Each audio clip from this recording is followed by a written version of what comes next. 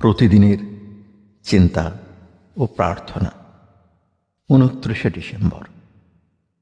দিনের প্রধান চিন্তা, আমরা যদি নিজেদের অন্তর্নিহিত শক্তিতে বিশ্বাস হারাইয়া ওই সন্দেহকে মনে স্থায়ী হইতে দিই, তবে ইহা আমাদের অন্তর্দৃষ্টিকে মেঘাবৃত করিয়া শান্তির বিনাশ ঘটায়।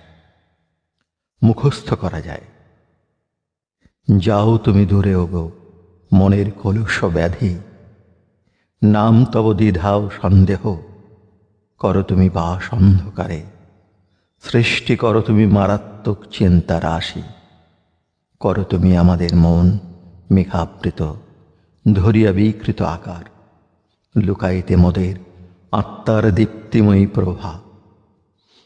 উপদেশ, আমরা যখন আমাদের অন্তরের সত্তা সম্বন্ধে সন্দিহান হই, তখনই আমরা আমাদের সমস্ত দুর্বিপাক ও দুঃখের ভিত্তি স্থাপন করি। যতদিন আমরা বহির্মুখী হইয়া জীবনযাপন করিব, ততদিন নিজেদের ক্ষুদ্রতা ও অপরিপূর্ণতার হাত হইতে মুক্তি পাইব না। সত্যই মানুষের বাহিরের জীবন তাহার সামান্য এক অংশ মাত্র। আমাদের সকলের মধ্যেই ভগবানের শক্তি রহিয়াছে।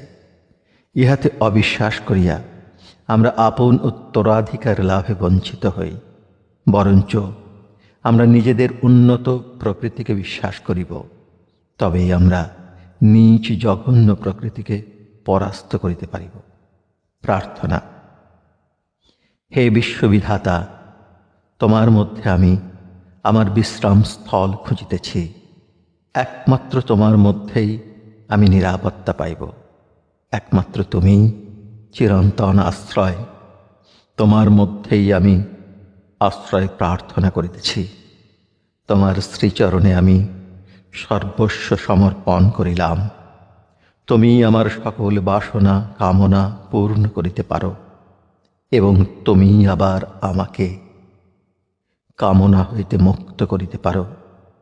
আমি সম্পূর্ণরূপে নিজেকে তোমার কাছে অর্পণ করিতেছি।